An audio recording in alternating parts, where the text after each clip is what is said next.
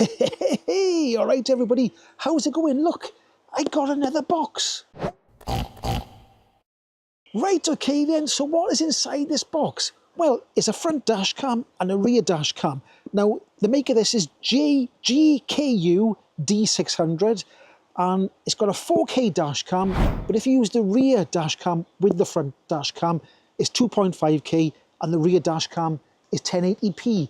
So what we'll do, we'll have a look what's inside the box, then we'll get all the stuff, put it in the car, and we'll have a look what it's like.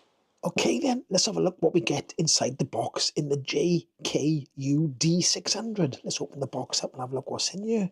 If I can get the box open, it wants to stay closed, but we'll get that open quickly, as quick as I can. And there we go, we open the box up. The first one we got there is the instructions. Looks like some plastic things there. We'll see what they're for in a minute. Right, okay, there it is, all unboxed. GKU D600. And we got these pads here, which are called static pads, which it says in the manual. It says to put them on the windscreen first, or the rear glass as well, and then stick that camera to that. Anyway, we'll have a look at that when we put it in the car. We've got the front camera here. So let's take it up the bag. We've got the front camera there. There's the lens. There's the sticky part.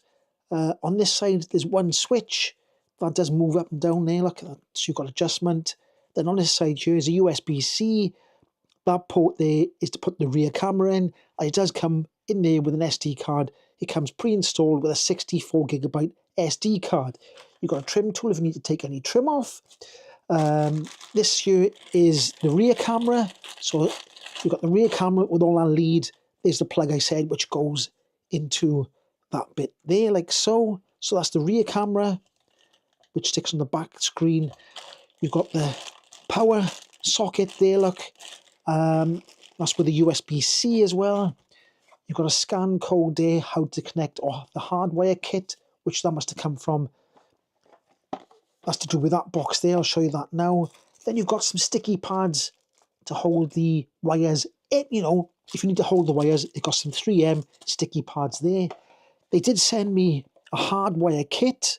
Let me just have a quick look at the hardwire kit. Let's take that out of there. Now, the hardwire kit, that's USB-C power, but it's got two of these sort of fuse adapters, but they haven't sent any piggyback, the piggyback sort of adapters that go into the, I'll put it up on screen, I'll show you what I mean. These will go into a sort of a piggyback adapter. So that's all the stuff that's in there. Let's get all this stuff and put it in the car. Okay, I'm going to stick the rear camera in first. I'm going to put it in the middle of my windscreen. I think I'm going to put it at the top of the windscreen here, and hopefully I'm going to sort of aim it so the camera ends up going between these lines, the heated screen lines.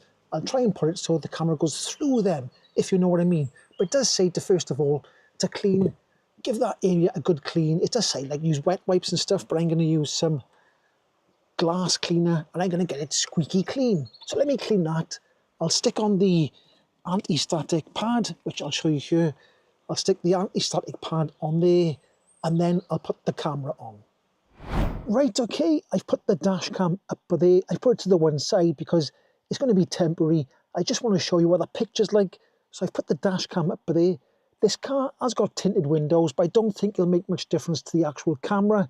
You can't see the camera from the outside, but you can from the inside. So that's where I've put that camera at the moment, just for the sake of this video, to show you what it's like. Anyway, I'm going to put the front camera, I'll try and put it somewhere behind the rear view mirror, so it doesn't obstruct my view in any way. So I'll try and put it somewhere around about here somewhere.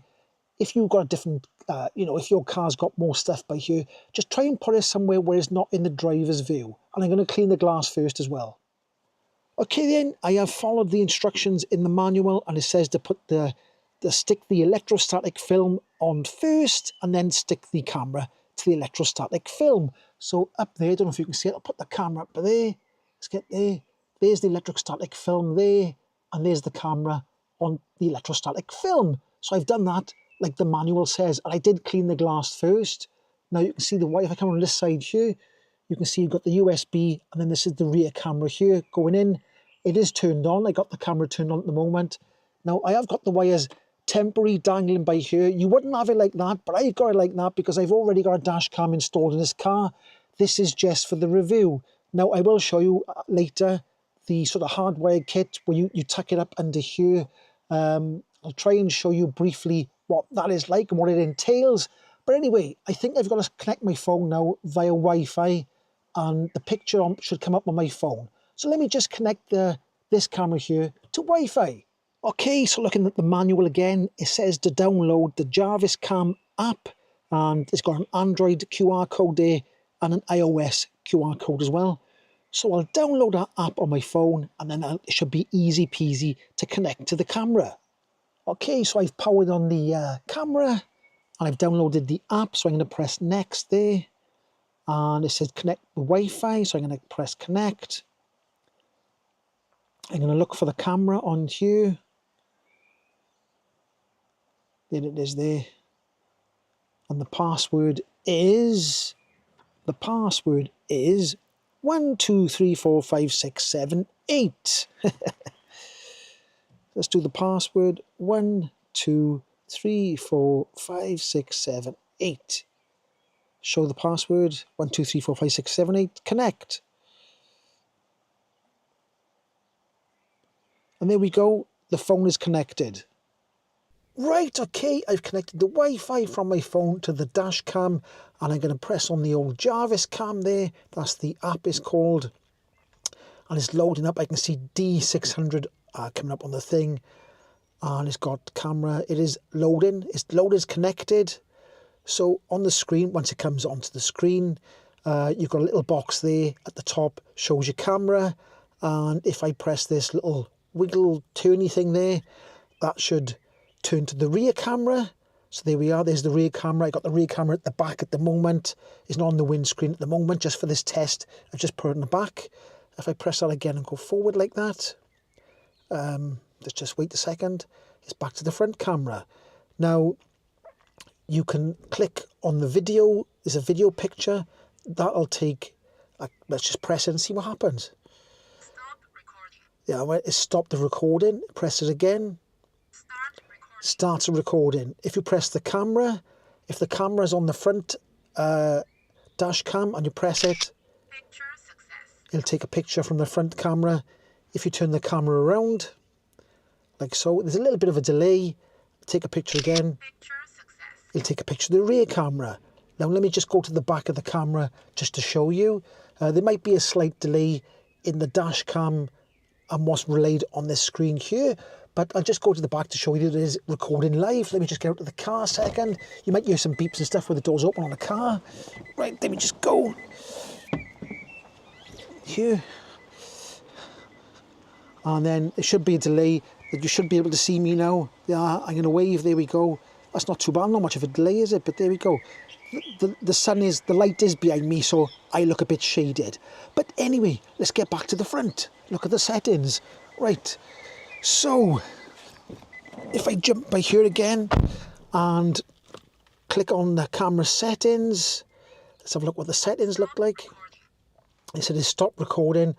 So at the top we got sound recording, speaker volume, video resolution. But there, if I click on that there, you can either have 1080p and 1080p or 2.5 plus 1080p is what I got it on.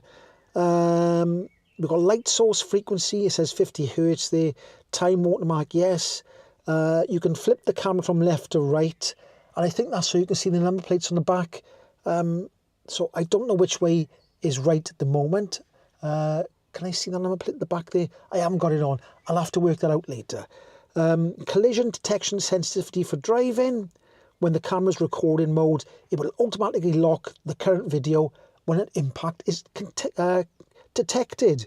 Got the Wi-Fi name, Wi-Fi password if you want to change it, firmware, format the SD card, and factory reset. So there we are. That's all the settings on there. Is there anything else on there that I can look at? I think that's about it, really. And if I go back to the main page, it starts recording again. And you've got camera file. So if I press camera file, it'll probably show the pictures. There we are. It's shown all the pictures and the files that have just been recorded. So let's go back. Start recording. starts recording again. And there is something on here. Let me just click that, see what that is. That turns it that way like that, so you get a full screen effect. So there we go. Click that back again and it goes back to there. So there we go, that's the settings on the dash cam. Okay, then if you're going to use the sort of hardwired option, then you've got to sort of tuck it underneath usually it goes under here somewhere, along there. Then you're going to have to take the A-pillar trim off, run the wire down there. Now, there's usually, in most cars, there's a secondary fuse box, either behind the glove box or down under there somewhere, usually. Now, it is with mine, under the glove box, under there somewhere, is a secondary fuse box. There is a main fuse box under the bonnet, but there's a secondary one there, which is easier to run to, and you should find that in most cars. So you are going to do a little bit of work. Like I said, it does give you a trim tool. You're going to have to take that off. And if you want to run the actual rear camera, then you're going to have to do exactly the same thing. Run it across there, come down there. You're going to have to go through all them panels along there and take it all the way to the back. So there is a little bit of work to do. If you want to sort of run all the cables nice and neat and tidy, you have got to take a few things off. Now, because it's not permanent in my car, I'm not going to take everything off and put it back on again. So I'm just showing you what's involved. There's plenty of YouTube videos of people taking panels off and putting wires through it. So anyway, let's get out on the old open road and see what it looks like. Right, okay then, both cameras should be recording. It should be 2.5K in the front and 1080p in the rear. So I don't know what the camera looks like yet, the footage. There's a number plate in front of me there. Can you see that one there in front of me, that black car? What does that look like? Is it coming in clear? Let's go around the corner here. Now, it is a nice sunny day. I say nice sunny day. It's a nice sunny afternoon. So, or a sunny evening, I should say. It's a nice sunny evening. So it should give a good clear picture of what it looks like. Okay, so I'll drive up here a little bit further. There are some country roads up here, so I'll go towards the country roads where the road's a bit narrower and there's lots of trees, and we'll see if the compression makes the trees a little bit blocky or if the picture is okay. Now, as soon as you get in the car, like any other dash cam, as soon as I turn the car on, the dash cam comes on. Now, there is a hardwire option, which you have to have a permanent live and an ignition live. And then it is a car park function as well that was in the manual. It did say something about a car park function. I'll try and show that up on the screen now so you can see what it says about the car park function, where if your car gets knocked in a car park, then it'll start recording. Now, that function is only going to work if you've got it hardwired. It's not going to work if you've got it to the power socket, because obviously when the car's off, there'll be no power going to the dash cam. So it's got to be hardwired to have the extra features. So the front camera is a 4K camera, but the quality is downgraded to 2.5K when you've got the 1080p camera connected. I just got to get past this cyclist, so I'll have to be very, very careful. But when you connect the back camera, that's 1080p, and the front camera is downgraded to 2.5K. So it's 2.5K that I'm filming with in the front camera, and it's 1080p in the back. I'll put the pictures side by side to see how much of a difference the quality is between the front camera and the rear camera. And does the rear camera still pick up people's number plates? I'll have to see, because I can't see the footage until I get back and start editing. Okay, so we're coming out of the darkness and we're going back into the sun. How was the exposure? Did the exposure change quickly? Now we're back in the light a bit. We was just in the dark a bit. All these sorts of things, just to check them out, see what they like. Now, could you see the number plates clearly on them cars as they slowed down? Was that okay? Was it okay in the front camera? I don't know yet. Like I said, I haven't seen the footage. So I'll only know when I start editing it. So hopefully it's nice and clear and you can see the number plates. Because that's the main objective of dash cameras, is, you know, to see number plates on cars, to identify cars. Right, okay, we're coming to a very dark bit. All the trees are over the top, so it's going to be quite dark. So I'll try and put a comparison side to side of the rear camera and the front camera together, because it is quite dark by here. My auto lights have come on because that's how dark it is. So I'll put them side by side. You should be able to see them now. We're just going to come out to the shade. It's just in front of us now, so we'll see what the exposure goes like when we come out to the shade. And there we go, we're out of the shade now. What's it like? Hey! Now, any links will be down below in the description, so if you want to check out the camera and the price, look in the description because that's where it'll be. Okay then, here we are. It's about 10:15 in the night. It doesn't look like it's dark in the sky, but it is dark. Trust me, it was dark. My headlights were on, so it was dark. Now, the rear camera, it does suffer in the darkness. It's still bright enough. It's still trying to make it look light. It is a bit grainy. You can still see what's going on. If a car came behind you and was an accident, you'd still be able to see it. But you can see that the front camera is coping pretty well. It is dark, trust me. It's just the camera's making that sky look as if it's a lot brighter. So there we go. That's the rear and front camera in the night time. Okay then, there you go. That's the review of the GKU D600 Dash Cam. All the links will be down in the description below. If you did like this video, don't forget to give it a like, subscribe, and I'll catch you in the next one. Ahoy!